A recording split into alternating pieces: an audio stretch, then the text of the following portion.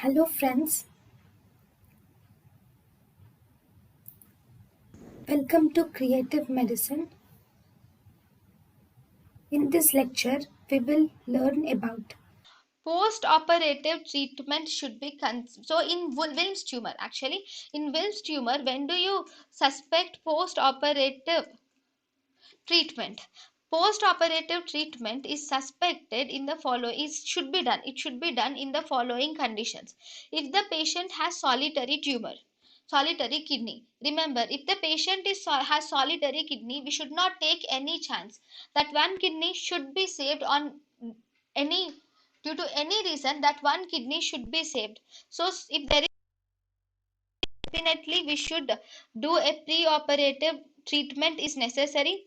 Pre-operative, that is before doing a surgery, we should do a pre-operative treatment. If there is solitary kidney, if there is bilateral renal tumors, if the tumors are present on the two sides, on both the sides, then we should do a pre-operative treatment, because we should conserve the kidney on any modality.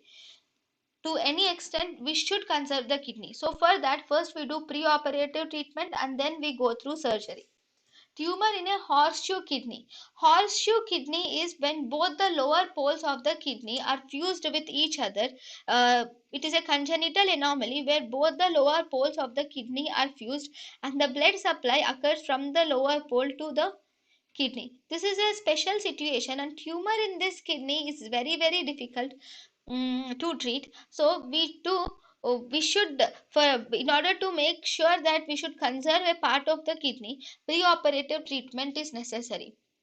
Pre-operative treatment is also necessary if there is tumor thrombus goes above the hepatic veins. Okay, above the level of hepatic veins, if the tumor thrombus goes through the inferior vena cava, then we should do a pre-operative treatment is considered. And if the patient has lung metastasis to the lungs resulting in respiratory distress, then we should do a pre-operative treatment.